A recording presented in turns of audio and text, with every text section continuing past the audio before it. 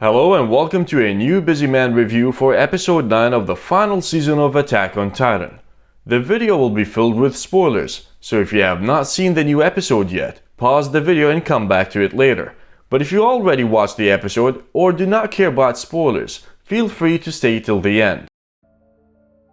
Armin tries to reach out to Annie, who has been in a state of slumber in her hardened shell since her confrontation with Eren in Season 1. By reflecting on the events of the past 3 years, he tries to come to terms with the blood on his hand after the Battle of Liberio, a path that was forced upon him by Eren, who he admitted that he does not understand anymore. In the past episode, we learned that Eren and Zeke came to an agreement, and we got to learn more about Zeke's plan when the scouts met Yelena, a devout follower of Zeke, following the capture of a Marleyan scout ship 3 years ago. Marley sent the ships to find out what is happening in Paradise Island, following the defeat of the warrior unit, which in turn gave the scouts a chance to capture the ships and recruit Marleyan soldiers in, to learn more about the world outside Paradise Island.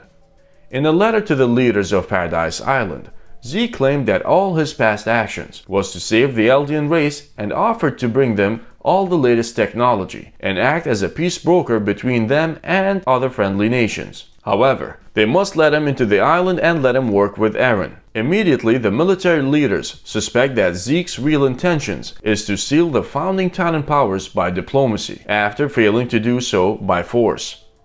Eren seemed eager to go through with Zeke's plan, and reveals that Zeke is a half-brother, and that it is true that Zeke have royal blood from his mother's side, Dina Fritz, and that it is also true that he cannot use the power of the founding Titan unless he's in contact with a Titan of royal blood.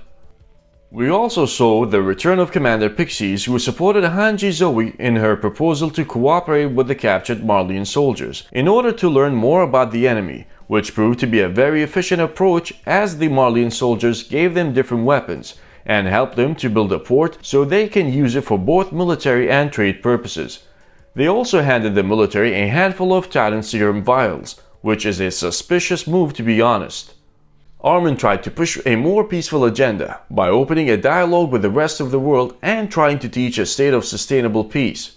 We saw during the episode that true friendships took place between Marleyan soldiers and Eldians. For example, we saw Nicola changes his position from resenting Eldians to developing a bond with them, especially Sasha. However, Eren argued that negotiations require time, a resource that they cannot afford, and that only by unleashing the millions of colossal titans within the walls on the world can they scare other nations into giving up on the idea of going to war against Paradise Island and to resort to peace. That argument is somewhat valid regarding the fact that Marley have over 1 million soldiers plus the navy, which should be more than enough to crush the forces of Paradise Island. The episode also dealt with the aftermath of attack on Marley. We get to see an emotional send-off to Sasha, where her friends and family said goodbye and paid their respects. We also got to see Captain Levi threatening and intimidating Zeke before restraining him in the forest of giant trees. Zeke immediately understood why Levi decided to put him there, so he can have lots of anchor points for his ODM gear if he finally decides to take his life. Moreover, we got a glimpse of what happened to Eren following the events of past episodes. He seems to be locked again in a prison cell following his insubordination. He also seemed a bit unhinged and fixated on the idea of going to war against the entire world. And speaking of prison cells, we find out that Gabby and Falco are in detention and see that Gabby is losing her mind due to her obsession of exacting revenge on Eren. Once again, Attack on Titan lived to the expectations and MAPPA delivered a fantastic episode. We got to see what happened in Paradise Island after the events of Season 3, with a lot of our favorite characters making a comeback. We got to meet Historia and Commander Pixies for the first time this season.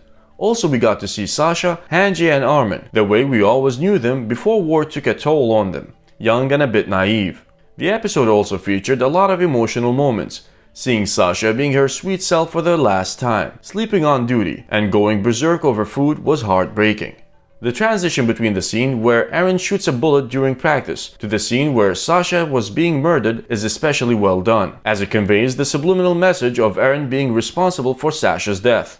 Also, Armin trying to come to terms with the fact that he murdered children and civilians was very sad. I'm not sure how will that change Armin, but hopefully he can pull himself together and learn from what happened and come out stronger and wiser. I have got to say that I do not trust Zeke at all, and I suspect that he has a hidden personal agenda, but at least we got Levi watching him. But who is watching Eren? He terrifies me this season. Please feel free to share your opinions in the comments section down below. Thank you all for watching, and see you soon with another episode of Busy Man Reviews. Until next time.